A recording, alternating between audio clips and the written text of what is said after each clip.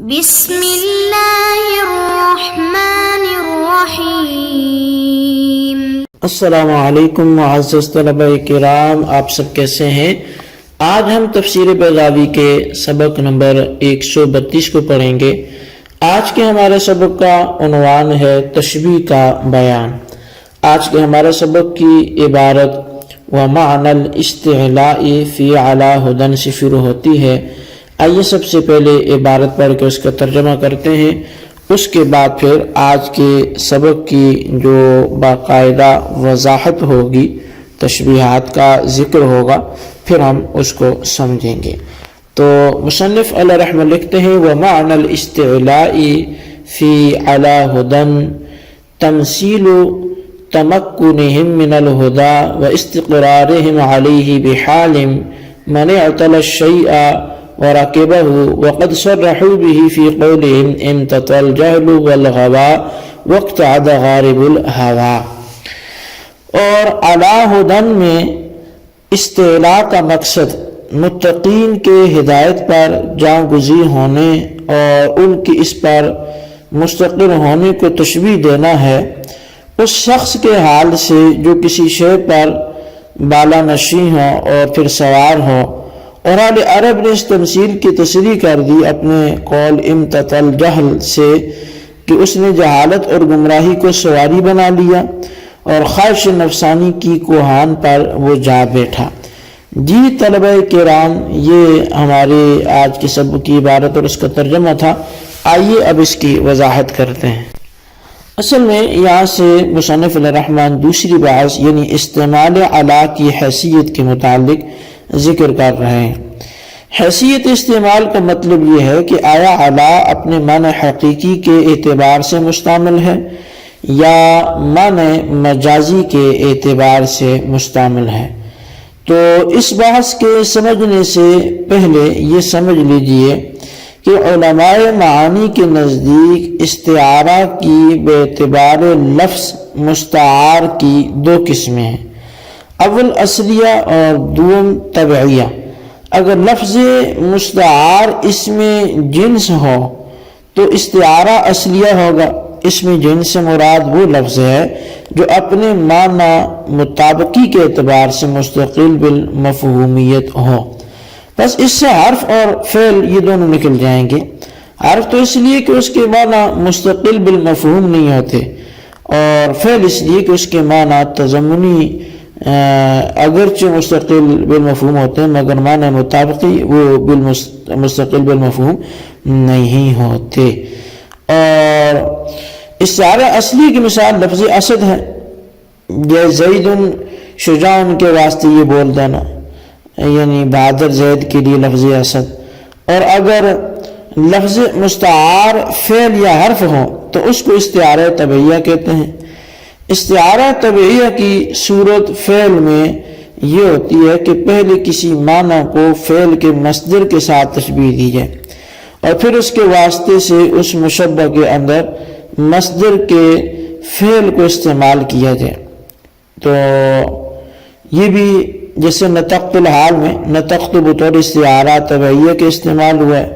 وہی طور پر پہلے نطق کے ساتھ دلالت حال کو تشبیہ دی گئی، پھر اس تشبیہ کے واسطے سے مصدر نطق سے فعل نطقت مشبہ کے اندر استعمال کیا گیا۔ اور استعارہ طبعیہ کی صورت حرف میں یہ ہوگی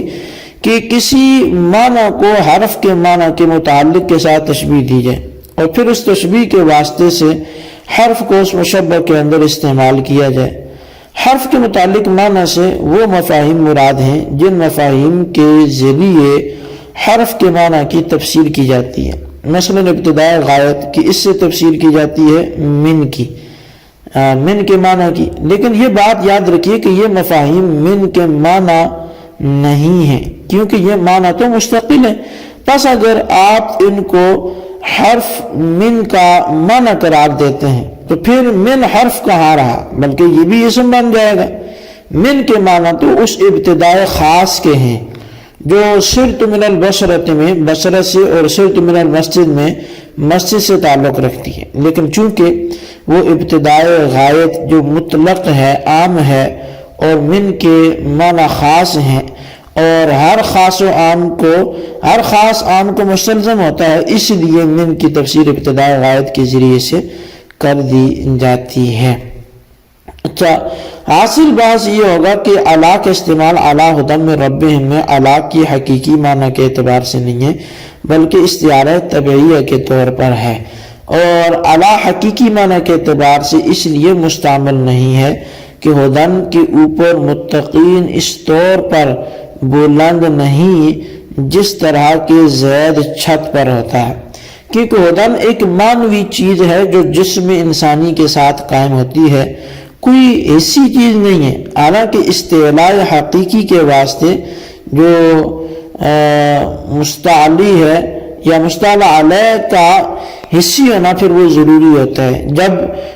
اس آیت کے اندر استعلاء حقیقی نہیں ہو سکتا تو لا محالہ الا کا استعمال استعارہ طبعیہ کے طور پر ماننا پڑے گا، اور اس کی صورت یہاں یہ ہوئی کہ متقین کے تمکن من الہدا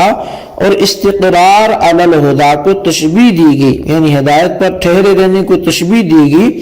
اس شخص کی عادت کے ساتھ جو کسی چیز پر سوار ہو، یعنی اس کے استعلاء کے ساتھ تشبیہ دی گئی ہے، تو گویا مشبہ تمکن من الہدا ہوا اور مشبہ بھی استعلاء علی المرکوب ہوا، اور چونکہ استعلاء متعلق ہے الا کے معنی کا، لہذا اس کے واسطے سے الا کو مشبہ کے اندر استعمال کر لیا، پس الا کا استعمال آیت کے اندر استعارہ طبعیہ کے طور پر ہو گیا۔ اس تقریر کے اعتبار سے قاضی کی عبارت میں تمثیل کا لفظ تصویر کے معنی میں ہوگا، جس کا مطلب یہ ہے کہ آیت کے اندر الا کو استعمال کر کے متقین کے تمکن من الہدایت کو استعلاء راکب کی صورت میں پیش کرنا مقصود ہے، کیونکہ جب کسی معقول چیز کو محسوس کی صورت میں پیش کر دیا جاتا ہے تو وہ اوقع فی النفس ہو جاتی ہے، جیسے کہ شجاعت زید جو ایک معنوی چیز ہے، زید کو اسد کے ساتھ تشبیہ دینے کی صورت میں واضح اور نمایاں ہو جاتی ہے۔ بعض لوگوں نے یہ کہا کہ تمثیل یہاں تصویر کے معنی میں نہیں ہے بلکہ تمثیل کا لفظ اہل معانی کی اصطلاح کے مطابق واقع ہوا ہے۔ اہل معانی کے نزدیک تمثیل کہتے ہیں کہ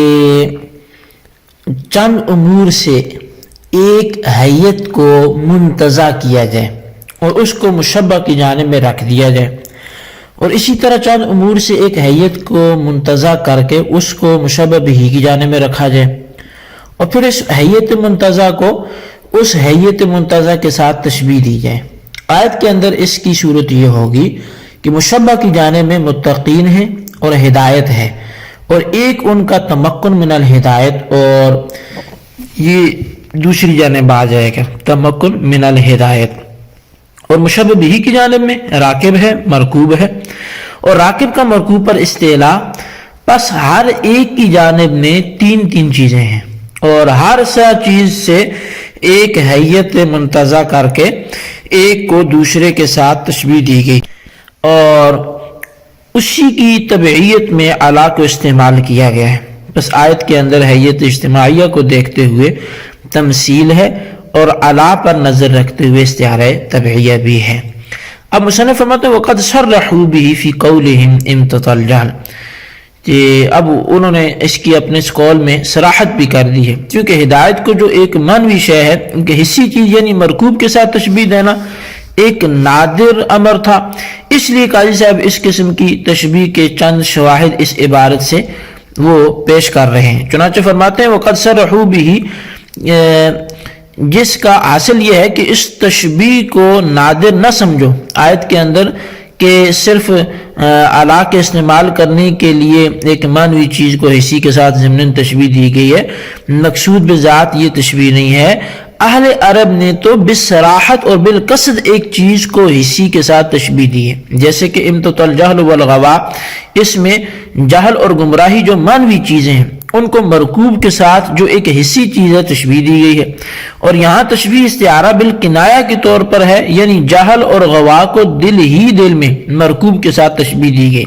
لیکن مشبہ بھی کو ذکر نہیں کیا گیا۔ البتہ اس تشبیہ پر دلالت کرنے کے واسطے لازم مشبہ یعنی امتطوا کو، جس کے معنی ہے کسی شے کو سواری بنا لینا، بطور یہ ایک تخجیل کے ذکر کر دیے گئے۔ بس امتطل الجہل والغوا کے اندر لفظ جہل اور غوا تو بطور استعارہ بالکنایہ کے استعمال ہوئے اور امتطا بطور استعارہ تخیلیہ کے. ایسے ہی اقتعد غارب الہوا میں بھی ہوا ایک معنوی شے ہے، اس کو تشبیہ دی گئی ہے مرکوب کے ساتھ، اور یہ تشبیہ بھی استعارہ بالکنایہ کے طور پہ ہے، یعنی دل کے اندر ہوا کو مرکوب کے ساتھ تشبیہ دی گئی ہے اور مشبہ بہ کو ذکر نہیں کیا گیا. البتہ مشبہ بہ پر دلالت کرنے کے واسطے مشبہ بہ کے لوازم اور مناسبات کو ذکر کر دیا گیا. لازم تو لفظ غارب ہے، کیونکہ غارب جسم مرکوب کے اس حصے کا نام ہے جو کوہان اور گردن کے درمیان میں ہوتا ہے، اور یہ حصہ سواری کے واسطے لازم ہے. اور لفظ اقتعاد مناسبات مشبہ بہ میں سے ہے، کیونکہ اقتعاد کے معنی بیٹھنے کے آتے ہیں، اور ظاہر ہے کہ بیٹھنا سواری کے لیے مناسب ہے. بس اس قول کے اندر 3 استعارے ہیں. اول استعارہ بالکنایہ جو لفظ ہوا میں موجود ہے، دوسرا استعارہ تخیلیہ جو لفظ غارب میں ہے، تیسرا استعارہ ترشیحیہ جو لفظ اقتعاد میں ہے. قاضی صاحب کی عبارت کا حاصل یہ نکلا کہ جب اہل عرب معنویات کو حسیات کے ساتھ بالقصد اور بالتصریح تشبیہ دیتے ہیں، بس آیت کے اندر اگر ضمناً ایک معنوی شے کو ایک محسوس شے کے ساتھ تشبیہ دے دی گئی تو اس میں کوئی ندرت اور استباحت نہیں ہے، یہ کوئی عجیب کام نہیں ہے. جی طلبہ کرام، یہ تھی ہمارے آج کے سبق کی عبارت، ترجمہ اس کی وضاحت. اس کو اچھی طرح سمجھیں اور یہاں استعارہ طبعیہ کی تعریف کیا ہے وہ آپ ذکر کر دیں، اور اس کی ساتھ ساتھ آپ استعارہ اصلیہ کیا ہوتا ہے اس کی بھی شرحات کر دیں. اللہ تبارک و تعالیٰ سے دعا جو کچھ ہم نے آج پڑھا سنا اسے یاد رکھنے، سمجھنے، اس کو نوٹ کرنے کی توفیق نصیب فرمائے. آمین بجاہ النبی الامین صلی اللہ علیہ وسلم.